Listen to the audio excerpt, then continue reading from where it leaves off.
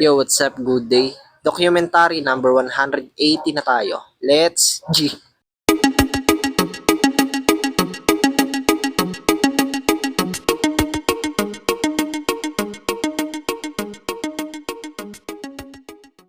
Yan, dito sa bungad ng store mga tol, yung pinaka-renol yung bakbak na. Kaya eto, pininturahan na namin ng 3-in-1 floor paint. Epoxy type nga pala to mga tol. Hindi na kami bumili ng bagong renol, yung mas maganda to.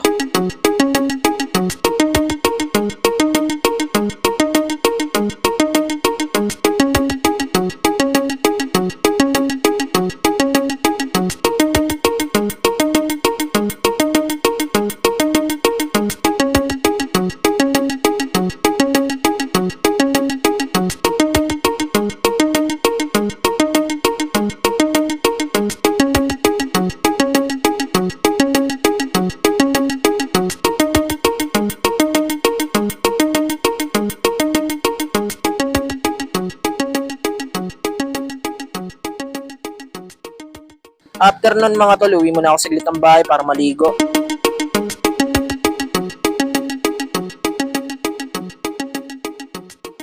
Siyempre, nagpagas muna ako saglit dito sa Petron mga tol kasi baka magtulak na naman ako, maubusan ako ng gasolina. Sa ano? Ukay-ukay. Pansin ko kasi itong gagando. Ay, hindi pala, mga pambabae yata to. Mga ano sila dyan, mga sapatos. Ayun, sa bandang dulo chinelas.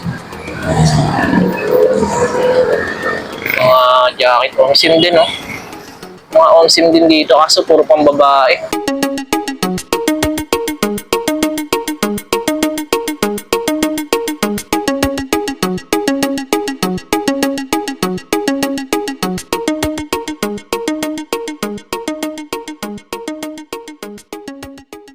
Yan, pinapunta ako ni mama dito sa kusina, kaya pala may niluto siyang pansit na may sahog na pusit. Napakabisa nito mga tol. Tara, kain muna tayo.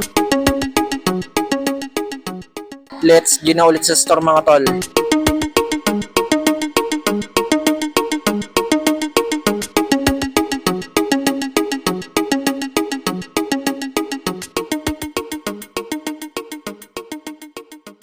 Yan, dito na ako sa store. Pagdating ko, nandito si Tintin kasama yung tropa niya. Kanina pa pala sila dito sa store mga tol. Uwi na sila kasi nag-commute lang sila, mag-aalas 10 na eh. Maya-maya eto, merong babaeng wala sa sarili. Ayan, inaano ng mga barangay. Pumapalag-palag pa yan mga tol. Kanina pa daw yan mga tol, may nag-report na dito sa subdivision. Naninigaw yan, tsaka nagmumura.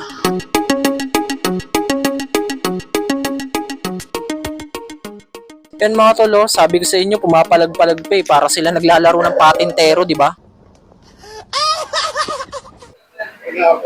So yan mga tol, na ano na nila, naipasok na nila yung babaeng wala sa sarili. Ayun, oh. Kinausap nila na maayos. Ayun, nauto nila. Papasok rin nila.